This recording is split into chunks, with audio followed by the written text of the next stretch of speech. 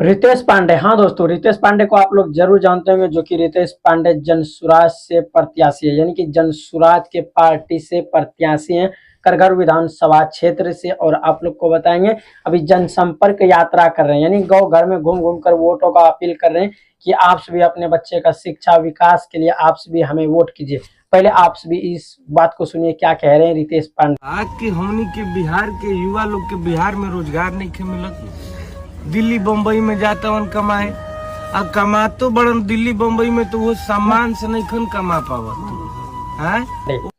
तो आप लोगों ने सुन लिया क्या कह रहे थे रितेश पांडे। और रितेश पांडे जनसंपर्क यात्रा जो कर रहे हैं अपने करगढ़ विधानसभा क्षेत्र में, वहां पे गरीबों के साथ मिलना और गरीबों के साथ बैठ उठ के खाना खाना, जो कि आप सबको तस्वीर में नजर आ रहा होगा। और आप लोग को बताएंगे कि रितेश पांडे पहली बार प्रत्याशी है जनसुराज के पार्टी से। और क्या कहते हैं, काफी नामांकन में भी काफी भीड़ और काफी उत्साह, और वहां के लोगों के पास जा रहे हैं और गरीब और सबसे मतलब जितने भी गौवासी हैं, जितने भी करगढ़ विधानसभा क्षेत्र से हैं, सबसे जाके मिल रहे हैं, सबसे गुहार लगा रहे हैं कि आप सभी अच्छे इंसान को देख करके वोट कीजिए, अपने बच्चे के शिक्षा के लिए आप सभी वोट कीजिए। और रितेश पांडे यहाँ तक भी कह देते हैं कि जो आपका लड़का यानी कि बाहर जा रहे हैं, क्या कहते हैं, महाराष्ट्र जा रहे कमाने के लिए, दिल्ली मुंबई जा रहे कमाने के लिए, अब उन लोगों के लिए हम फैक्ट्री अपना करगढ़ विधानसभा यानी बिहार में ही खोलेंगे। इसलिए आप सभी एक बार सरकार बदलिए, यानी प्रशांत किशोर यानी कि रितेश पांडे को वोट कीजिए। अगर ये जीत जाते हैं तो आपका बच्चे का भविष्य और आपके गांव में विकास।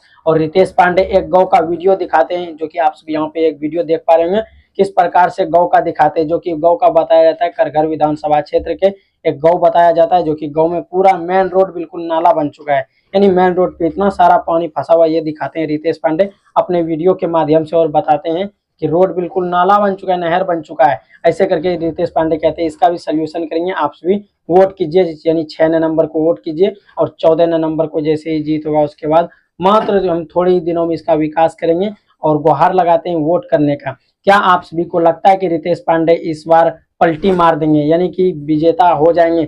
ये चीज हम नहीं बता सकते कि रितेश पांडे हारेंगे या जीतेंगे, क्योंकि जो करगढ़ विधानसभा क्षेत्र के जो पब्लिक है, जो उसके चाहने वाले हैं, जो वहाँ के युवा है, वो युवा सब बताएंगे आखिर कौन बनेंगे, किसकी नजर में कौन अच्छा है, वो तय करेंगे आखिर कौन बनेंगे वहाँ के विधायक। तो आप सभी को ये गुड न्यूज कैसा लगा? रितेश पांडे के चाहने वाले वीडियो को लाइक कर लीजिएगा और चैनल को सब्सक्राइब कर लीजिएगा।